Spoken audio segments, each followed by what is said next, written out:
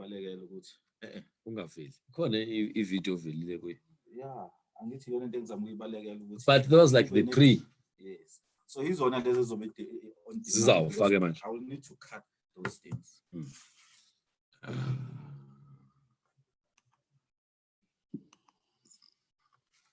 I need to. Okay, there's something I need to do.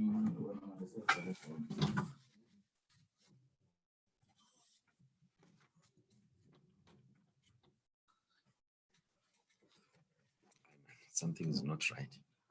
Something is not right. Okay, can you just do this now?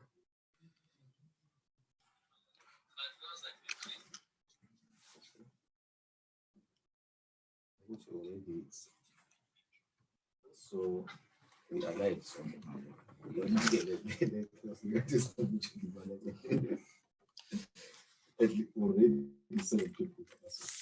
Yes. 7 people. So it's fine.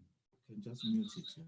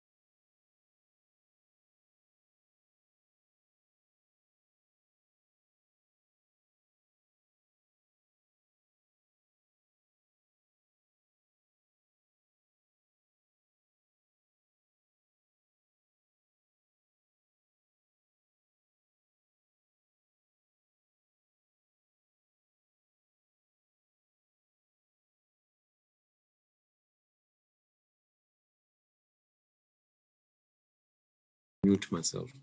I want just so you look. No, I'm not.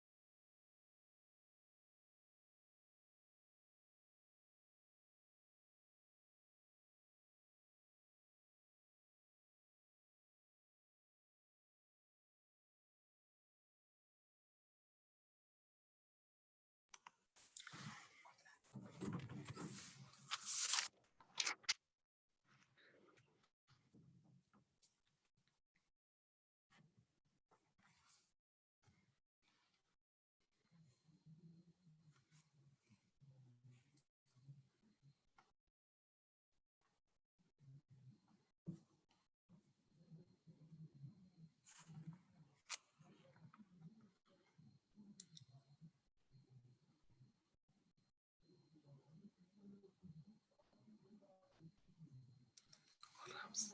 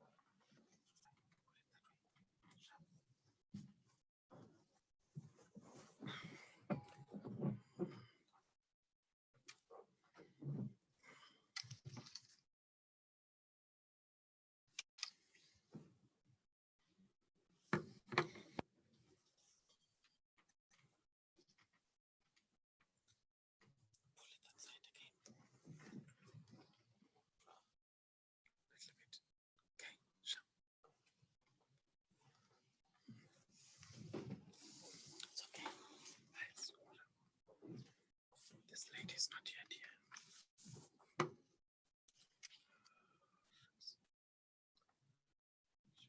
She is not yet here. It's 1 minute to go.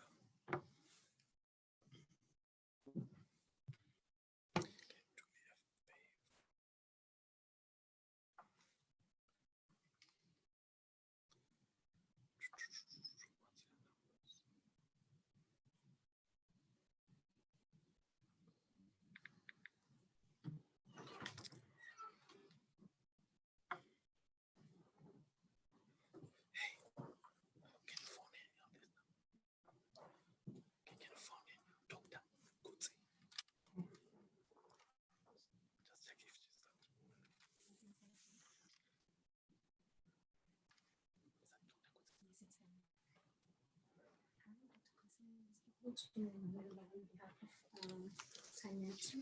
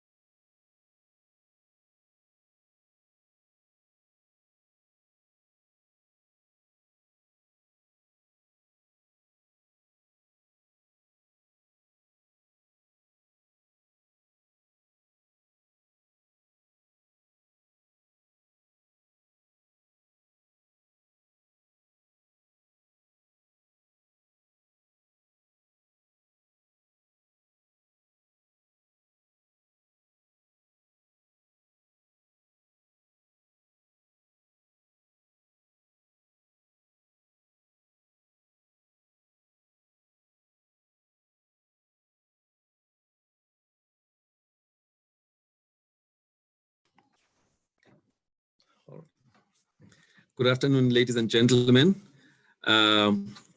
Welcome to Dr. Fundi's platform. We're supposed to start at 4 o'clock. It's about 2 minutes after 4. We are still waiting for our guest to come through. So please let's just give her a few more minutes. Hopefully she will come through. She had confirmed that at 4 o'clock, she will be, online with us. So we are trying to find out what could be the problem. So please just bear with us just for a few more minutes. We will start shortly.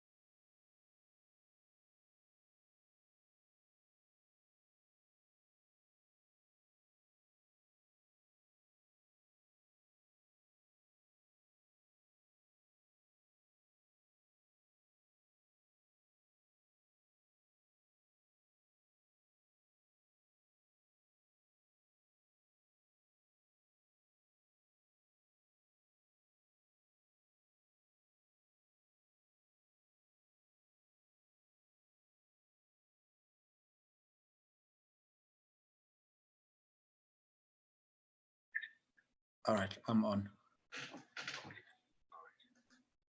All right, thank you, Doctor. Thank you, bye.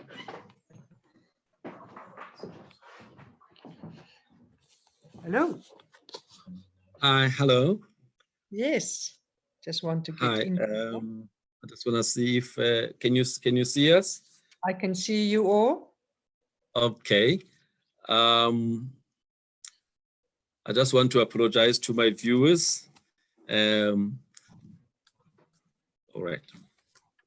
Welcome, Dr. Kutse. My name is Dr. Fundile Nyati. I work for a company called Proactive Health Solutions. We have just launched a digital platform for health-related matters. So earlier today, we came across the letter that you had written, open letter to the MEC of Health in Limpopo. And we felt that it's one of the topical issues today in the health space. That's why we tried to then, make contact with your office to see if you could grant us just a few minutes to understand, the issues that are in that letter. There's quite a lot of stuff that is written there, but I will allow you to be the one who takes, who tells us exactly what's happening. So welcome to our platform, and also welcome to our viewers. Apologies for the 5 minutes delay, but we now have our guest, the chairperson of the South African Medical Association, the writer of the letter, open letter to the MEC of Health in Limpopo. Dr. Kutse, let me start by asking, you wrote this letter on the 2nd of April, which is just yesterday. What prompted you to write the letter? Good afternoon, and a good afternoon to all the listeners out there. Fundile, I first need to apologize. We just got off from since 1 o'clock, we have been on a telecom with the Minister of Health, and I literally put it down when you call. So, yeah. So to give you background on this letter that we wrote last night, during the early hours, or actually of this morning. So what happened is yesterday, SAMA is the South African Medical Association. We actually then were contacted by these doctors via email, Yes. asking for our help because they are SAMA members, explaining to us their dilemma that they are finding themselves in. And very briefly, it comes down to the fact that the two doctors, two female doctors, Yes. that is staying in the same house. There's no one else in that house, so it's important to have that bit of a background. So there's no one that they can infect. So what happened is one of them got flu-like symptoms Yes. last week. What Yes. they asked the hospital, they were told, no, it's flu, you don't have to test. But on Sunday, they decided to go and test, and then both of them were subsequently found to be positive. As the protocol, and this is Yes. important, I want the viewers to understand that these protocols to be followed. The protocol is saying that once if you're positive, you have to alert your employer. So this is exactly what Yes. they did. The employer in this case is the National Department of Health, or not National Department, the Provincial Department of Limpopo. They contacted them, they told them. They were contacted by the MEC of Health, Dr. Popira Matuba, on Monday, who make sure that they were fine, as they don't really have any serious symptoms. And it was an agreement that if you don't have these serious symptoms, you then do what is being described in the national guidelines. You go for self-quarantine. Self-isolation, yeah. Yes, and self-isolation. So they did that. Then on Tuesday, the healthcare workers came around, as also the protocol, took their temperature, everything was fine. Wednesday, the same happened, but then it changed. On Wednesday, the healthcare workers told these two doctors that they now need to go into a facility. It is one of the old TB hospitals that's been revamped to take these patients for self-quarantine or isolation. They told the healthcare worker, but listen, we understand the protocols. We are doctors. We are not that sick. We can stay at home. So then they were threatened with, because they do not want to go into that type of facility, that they are obstructive and that a court order will be served on them. They subsequently then phoned the MEC of Health, who was not very helpful, and then spoke on Thursday morning with the National Department of Health, and then escalated that to us. So that's where that's very, very brief what happened.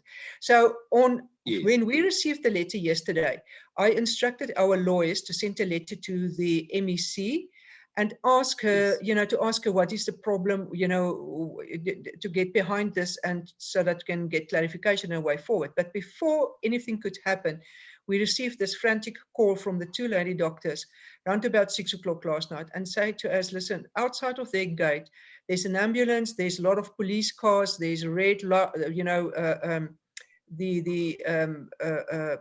traffic police, everyone is outside of their house with a court order, now forcing them to go into quarantine or self-isolation. So we then said to them, listen, we'll get our lawyers to help and assist, but apparently if you've been served with a court order, and this is a very important concept here for all our listeners, you don't have a choice. You have to go with the people serving that court order on you. So we also then advise them to please do video recordings for us, so that we can understand if anything happens to you, or what is the process. So again, I'm not sure whether people are aware of the videos that is out on our website, and actually showing you a real drama unfolding with these two doctors, and how they try to be calm, and how they actually, like a little lamb lead to slaughter, get into the ambulance in the end of the day, get into the hospital. And that's it, locked into that room. There's no key, there's no alarms, there's nothing that they can alert. There was not even their temperatures have been taken. There was no other protocol followed, except that their feet was being sprayed. Up till today, I've not heard why.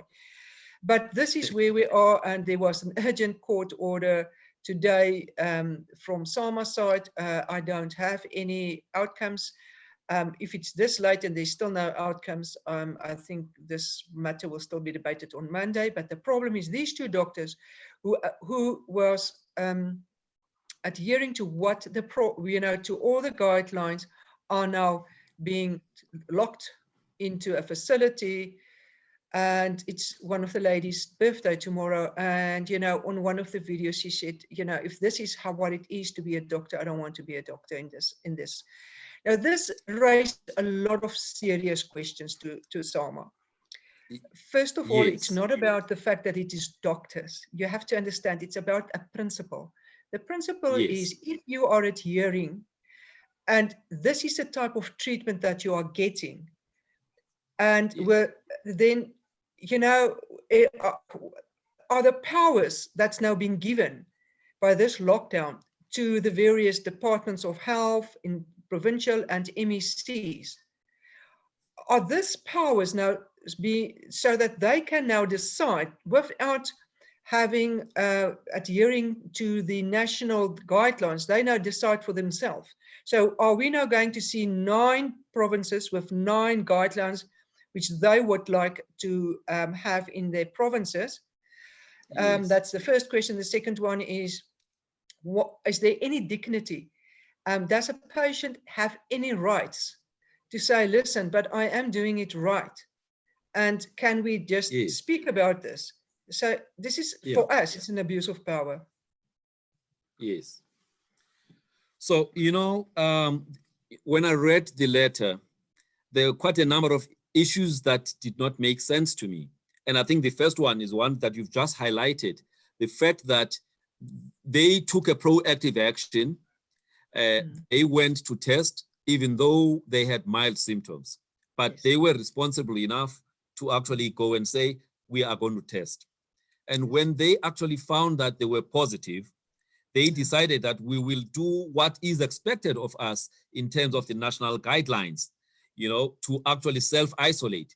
This is a slightly different matter if somebody was staying in a shack where they are sharing a space with, you know, with other people, where they would pose a risk to other people. And so I think that was the first part, to say what was wrong with the self-isolation in their own home where they didn't pose a risk to anyone.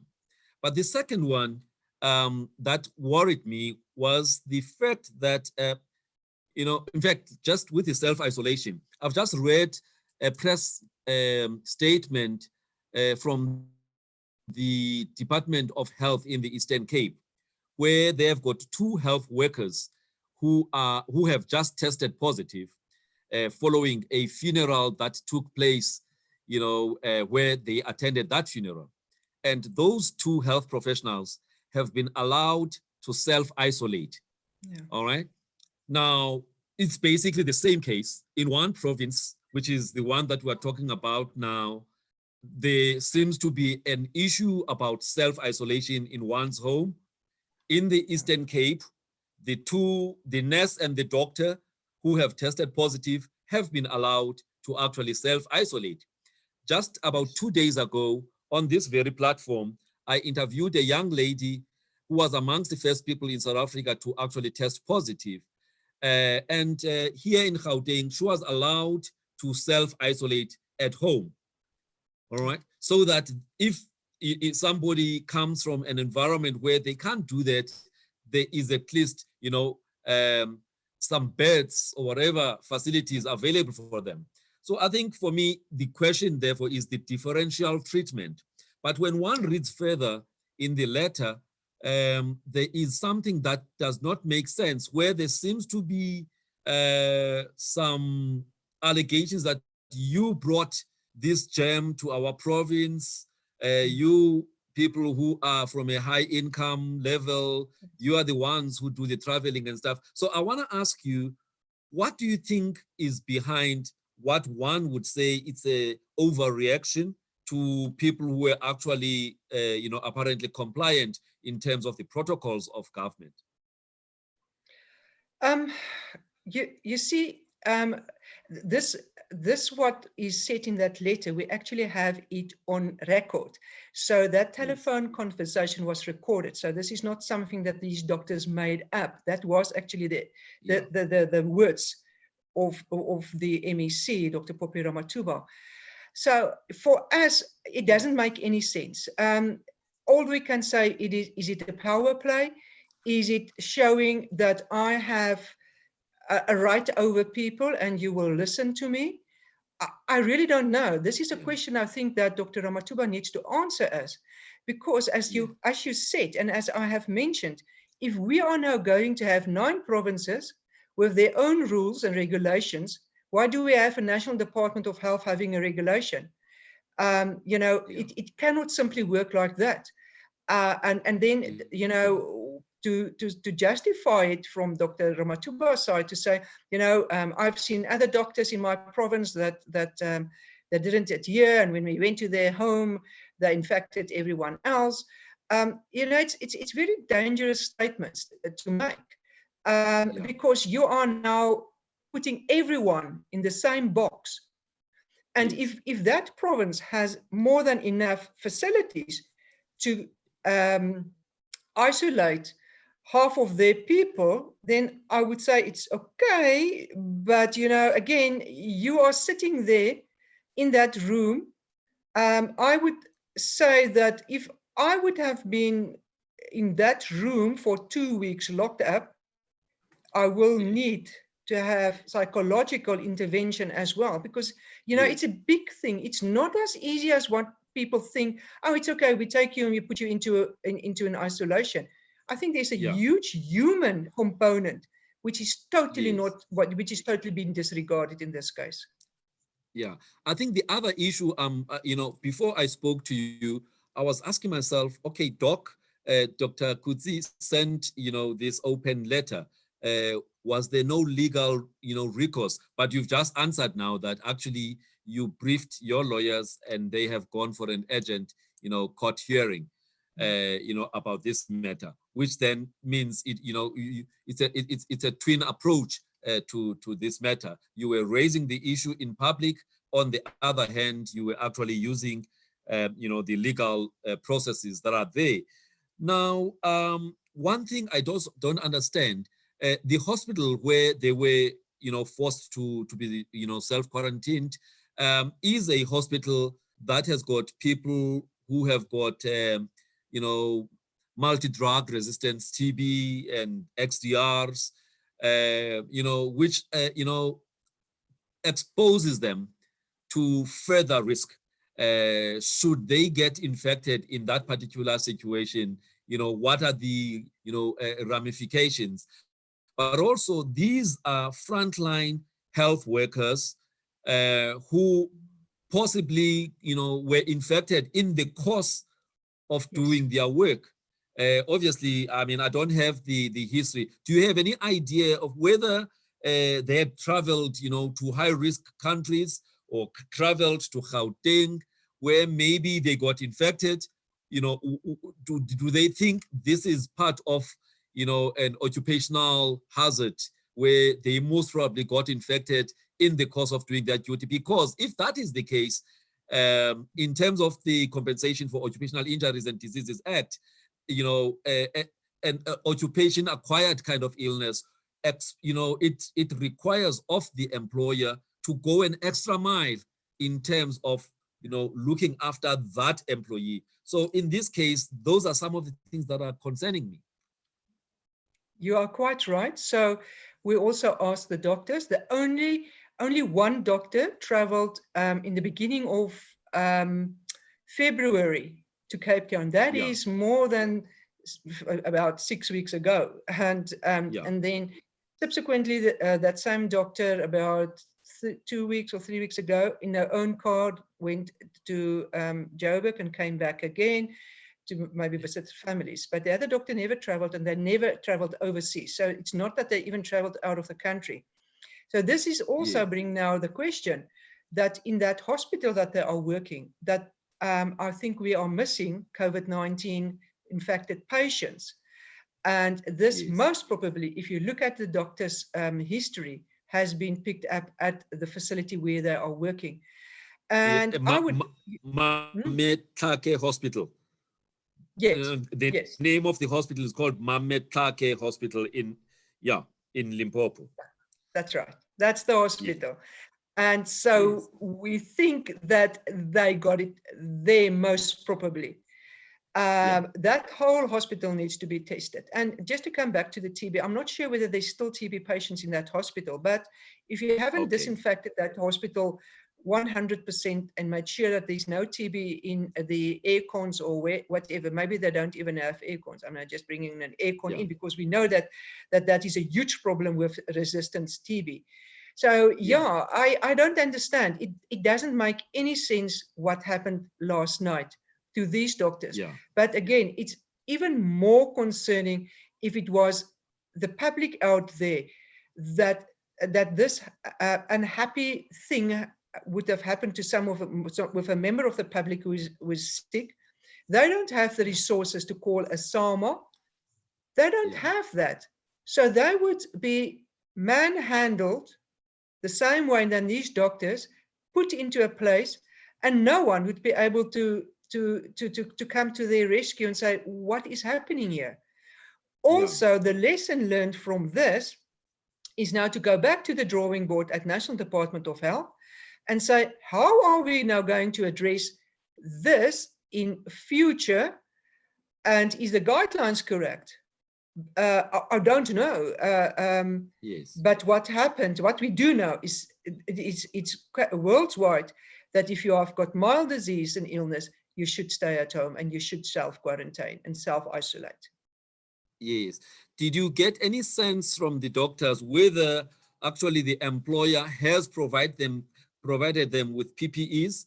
You know, because again, that's another issue. If somebody got infected, possibly, you know, in the course of their duty, there was a primary responsibility on the employer to make sure that the environment is safe and healthy for those employees. And in this case, these essential health workers, were they provided with the essential PPEs, you know, personal protective equipment, you know, in the first place, rather than now as we are dealing with the issue where they are already infected? Fundile, that's a very important question that you raise. Although we haven't asked them directly how is the PPE or these protective gear in the hospital, we are now getting such a lot of complaints from public hospitals that I this morning asked my board, can we start to categorize these hospitals and clinics into 3 groups, a red group, a orange and a green group, so that we now can start putting it out there to the public to say, listen, these hospitals are red zones. There is no gear, there's nothing. If you want to go to that hospital, it's fine, you can go. But you have to understand, neither you nor the doctor will be protected. It calls for desperate measurements, because we have now from SAMA side, and you've heard this morning as well that the NOSA also raised their concerns. So we have now raised it many times. Everyone knows about it, and still there's nothing. So now we have to go a step further. Do we now name and shame? What do we do? Yes. And I mean, in terms of the Occupational Health and Safety Act 85 of 93, actually an employee has a right to withdraw their services if they believe that the work environment is actually unsafe or unhealthy for them. Obviously, the burden of proof is normally on the employee to actually prove that the environment is actually, you know, unsafe and unhealthy.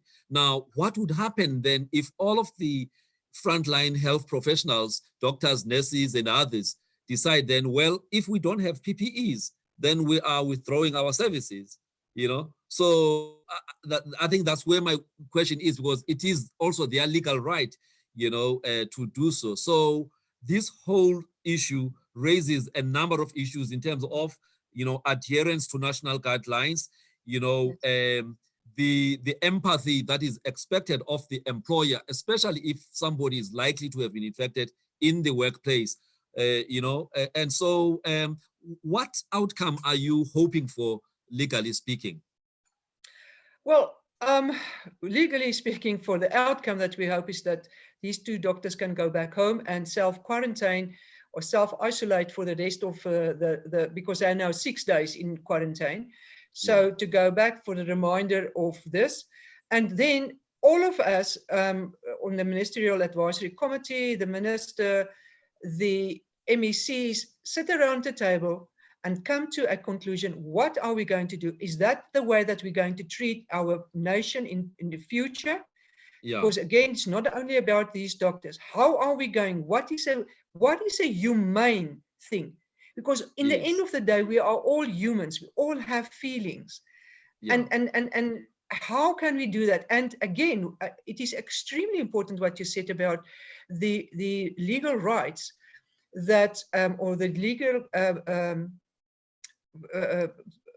not the rights, the legal obligation that the worker, the employer has towards the workers.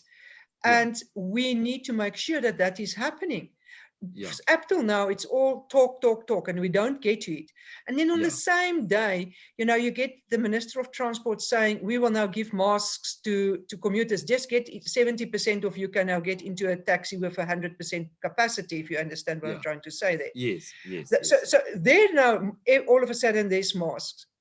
But the doctors and the nursing staff, on the other hand, that is going to end up seeing those patients who are getting into the taxi, who doesn't understand how to wear a mask, are not going to have masks.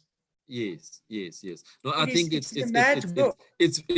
very confusing. So as we wrap up, Dr. Kutse, now what message do you have for your summer members in, you know, and maybe other essential workers out there in the light of the experience? You know, what message do you have for them?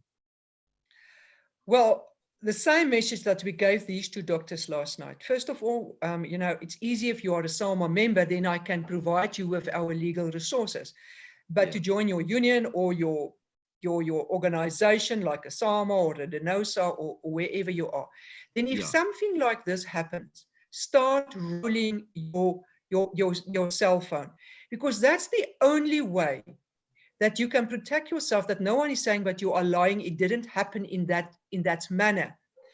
As we all know, that people will always try to say, but we didn't do that, and it's the patient that was obstructive. So if you can do that, and then get in touch with your organization ASAP. I had the privilege as well to speak with the minister last night.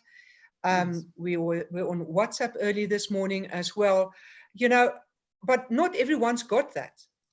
So get in touch with your organizations, get a contact number. If anything like this happens to you, what to do? What is the steps? What do you do to make yourself safe?